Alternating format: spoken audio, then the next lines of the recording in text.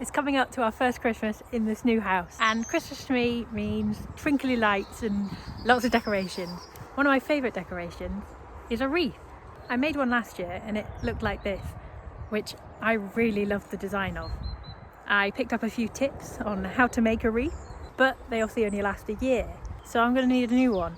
And since we moved into this house with quite a lot of foliage, I thought, why not try and make a wreath out of things from our back garden?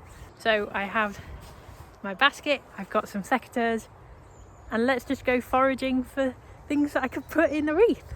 We don't have any fir trees, but we do have these massive conifers that I think this might be some good for kind of the backing.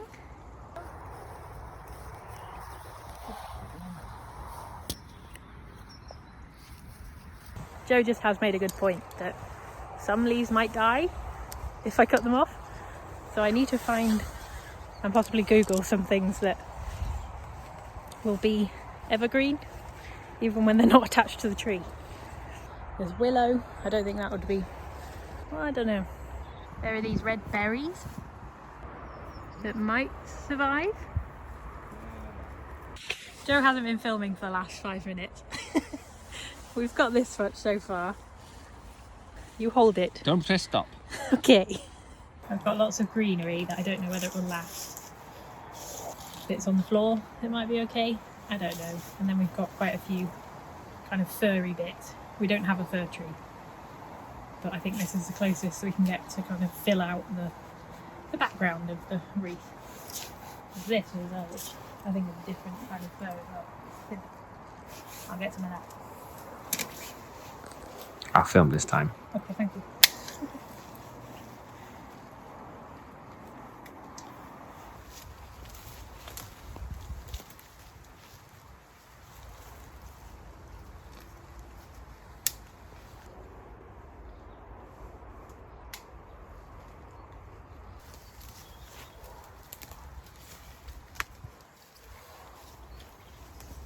Don't know if there's much. There's like these twigs, but I feel like they would die.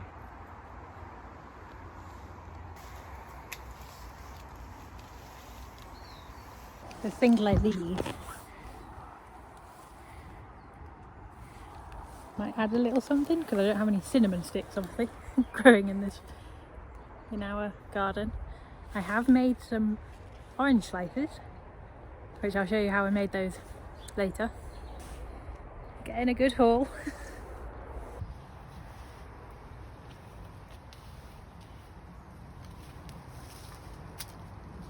That's it.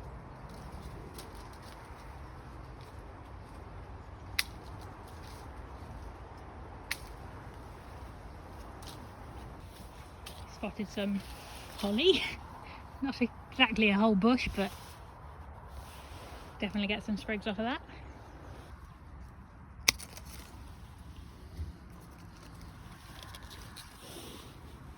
Might add some nice colour variation. This is our bramble pile. There is actually, if I go round to the back of it,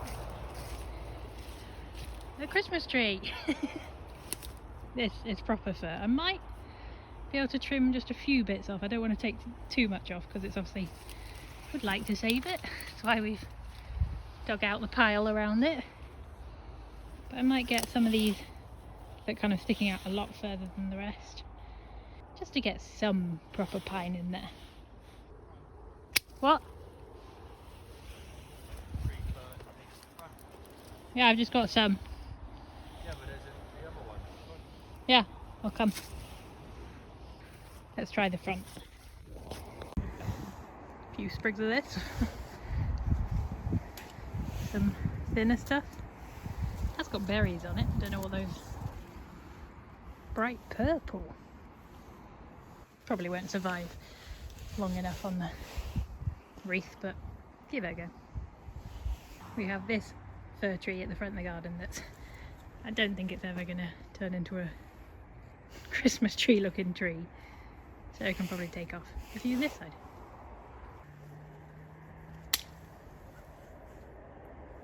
Whoa, look at them. What are they? I'm at the front of the house and I found these red leaves, and I've just found this. I have no idea what this is, but the leaves look kind of interesting. Take a few of those. Oh, and there's... I don't want to sound stupid. Those look like oak leaves. Do they not? Just use a plant identifier app, and this is an oak tree. It's obviously a very young one. But that's exciting. We've got an oak tree in the garden. In the front garden. So it probably won't be able to grow up particularly tall. But, yeah. And this is called salmonberry?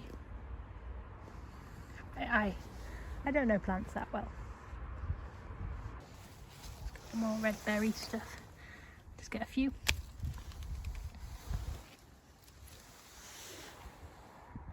Brought the basket into our workshop. So hopefully they acclimatise a little bit before I take them inside, where it's a bit warmer than outside. And it looks like it's about to chuck it down.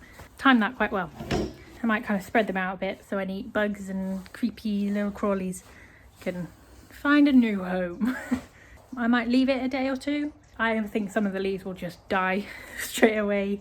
See if they're going to stay green at all.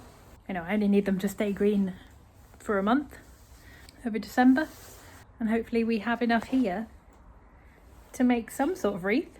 But before of everything we've got, just for a record to see if anything looks a lot worse than it does right now in a few days. In the meantime, I'll show you how I made the dried orange slices, which actually turned out pretty well. Okay, over to voiceover Ellie. To make the dried orange slices, all you need is some large oranges and a sharp knife. I found a bread knife works best. Set your oven to around 100 degrees Celsius to preheat. Slice the oranges to thin slices, around 1 centimetre if you can. The thinner the better. Get some baking sheets. I would recommend ones with a lip or an edge all the way around, not like these flat sheets that I started with. You'll see why not in a few seconds. Line the baking sheets with parchment paper. I then used some paper towels to pat dry the slices as best as I could. And place the orange slices on the baking sheets. You then put them in the oven for around 4 to 6 hours, opening the door every hour or so to let out the steam and flip the slices over so they dry evenly. Here you'll see why you use baking sheets with an edge. The orange juice from the slices had obviously leaked out and ended up all over my oven, and even dripped out the oven door. So I transferred them to a better baking tray pretty quickly after this. And that's it. You can feel when they're dried. You might need longer, you might need less time. It completely depends how thick you've cut your slices.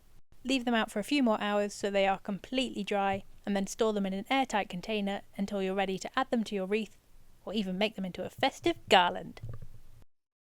Okay, it's been about a week. Life has got so busy, I have not had a chance to even try and attempt to make this wreath. But it is all now well and truly dried. I think any bugs and creatures that were living in here will now have moved away. It's also got very cold. So hopefully they've all gone off to find somewhere nice and warmer to live. I'm going to collect everything back up in my little basket and we will head inside and hopefully we can make a wreath. I think I might need a lot more kind of bulky backing material, like this kind of stuff. So before I go inside, I might go collect some more of this kind of conifer, I think this is, just to kind of bulk out the rest, and then I can use the nicer holly and nicer leaves to actually make it pretty, but still have a nice big wreath. The berries are a little bit dried up. We can still add them, and if they fall apart and just completely rot away, then that's fine. So I will go clip some more conifers, add to my basket, and then let's go inside because it's freezing in here. This kind of stuff, I think this is the video that Joe wasn't filming before, so this is where we got this from, which is by the stables. One day I will learn what all these plants are. Today is not that day.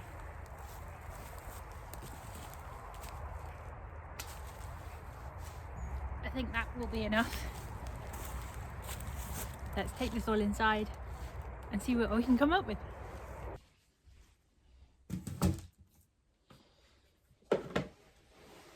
Back inside. So I have my big basket of goodies, and last year in the sale I bought this from Hobbycraft, which I'm going to use as my wreath base. And I bought this floristry wire from Amazon that I'm just going to use to wrap it all together. So like I said, I did make a wreath in a wreath workshop with an actual florist last year, and I think I remember most of the techniques that we used for that. So the idea is to kind of build up a section and you make a little bunch, and then the idea is to do it, go in one direction and alternate between facing that way and then facing that way and then facing that way and then facing that way. Put a bunch, wrap the wire around it, then go on to your next bunch, which would be that way, wrap your wire all the way around. That's the plan, but let's give it a go. Brought you a little bit closer, so hopefully this makes a little bit more sense.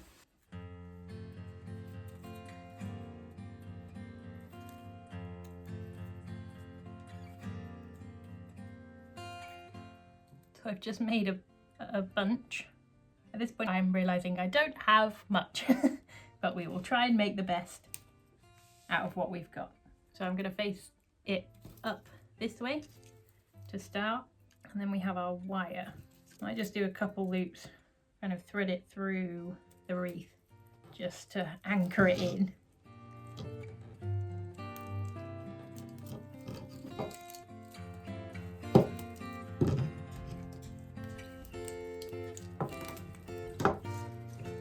Then grab my bunch, try and make sure I can get everything.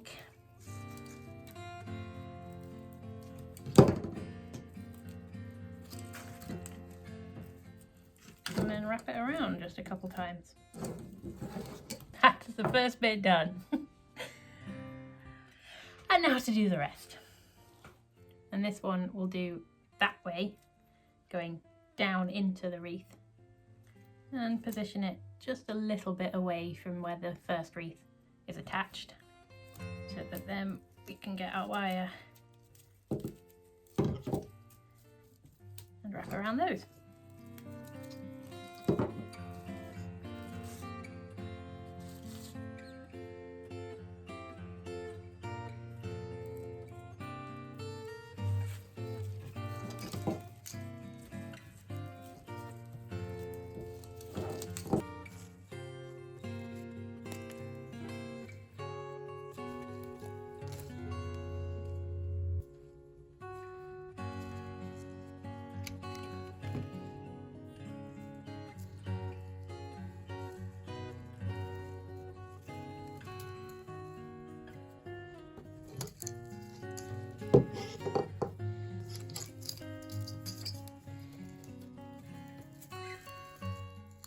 And when you're wrapping round, you want to make sure you don't catch the leaves underneath from the previous ones that you've done, so you keep it nice and full. So that's the idea. I'm going to finish off going around the entire way with kind of the background foliage, and then hopefully we can come back after I've done that and add a little bit more detail with some of the berries and any other, and the nicer kind of looking, or the more interesting looking stuff that we've got.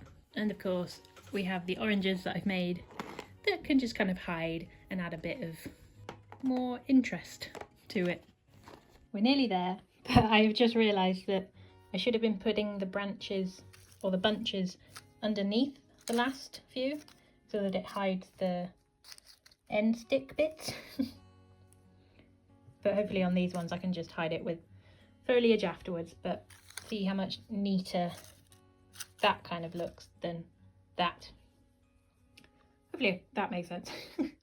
So for this next one, instead of setting it like on top like that, I need to put it under this bunch so that it just hides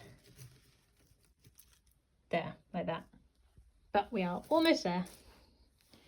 I think a few more bunches and then we can start adding some more fun bits. So I think that is all the foliage that I want to do. If there are any gaps, I can go back in a minute and just fill in, but I'm just going to end that now. So cut my wire, thread it back into the wreath. Ow, that holly is very sharp. Hopefully that will be enough to hold it. It looks like a wreath. Now it's time to add all the fun extra bits like the berries that I've got, to just add a little bit more something. And the way I'm going to do that, I'm going to try. Let me bring you closer and then I can show you how I hope I can attach some of the more decorative pieces. So to attach the berries, I've just done a test one here and it should work. So how I did that, taking your wire, cut out a fairly long strand of it and then fold it in half to create this U shape, and I'm going to use it like a pin. Let me get some, let's try and add one of these seed pod things. I want it about there, and then take my wire pin over the top of my seed pod, push it through the wreath. That is now pushed through. So if I flip it over, you can see it's all the way through. You can then tightly twist the two ends of the pin. That is securely in place, it's not going anywhere. So I can use the end of the pin, wrap them back around the wreath and just kind of lock it into place.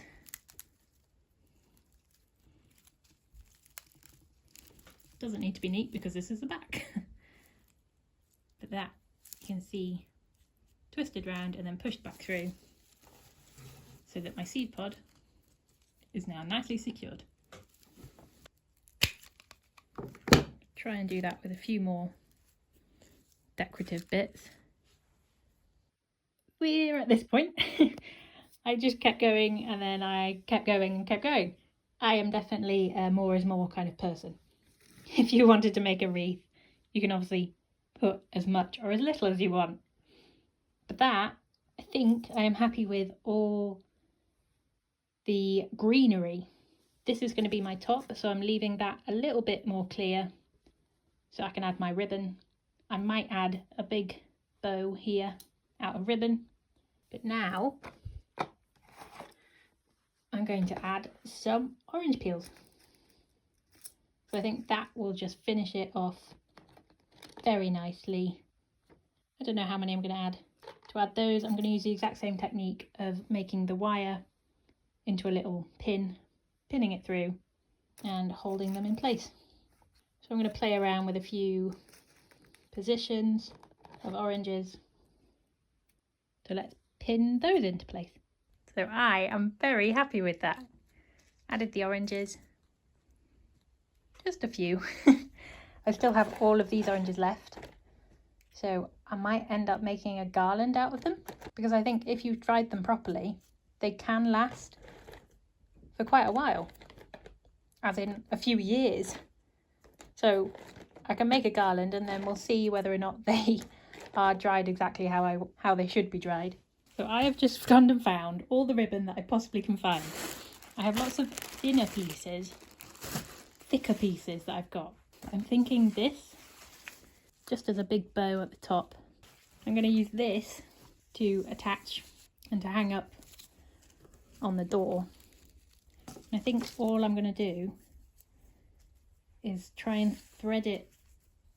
I put it in half and I'm going to try and thread through some of the twine. I like to kind of need to wedge it through. And I'm just going to loop it through itself. And hopefully that would be strong enough. Yeah. To hold it up. So I'm going to try and make a neat bow out of this. I'm not entirely sure how you do a neat bow.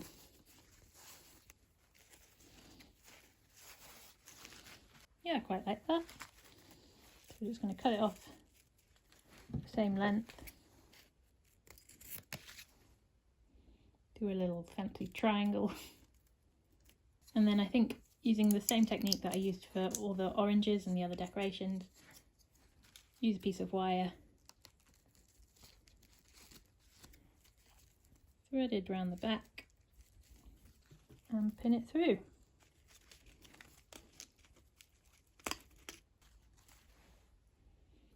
And there we go. I am very happy with that. Surprised how nice it actually turned out. I'll make sure everything is neat and tidy, and then let's go to some glamour shots.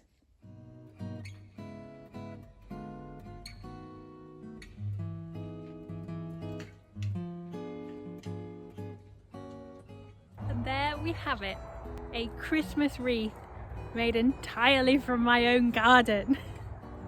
Minus the shop bought oranges, but I made them into dried oranges, so that counts. I'm actually very surprised of how it turned out, because we don't have that much variety in this garden. A lot of it is probably very dead and could use some help bringing it back to life, but I think this kind of brings the garden back to life by using everything from it to make something beautiful again.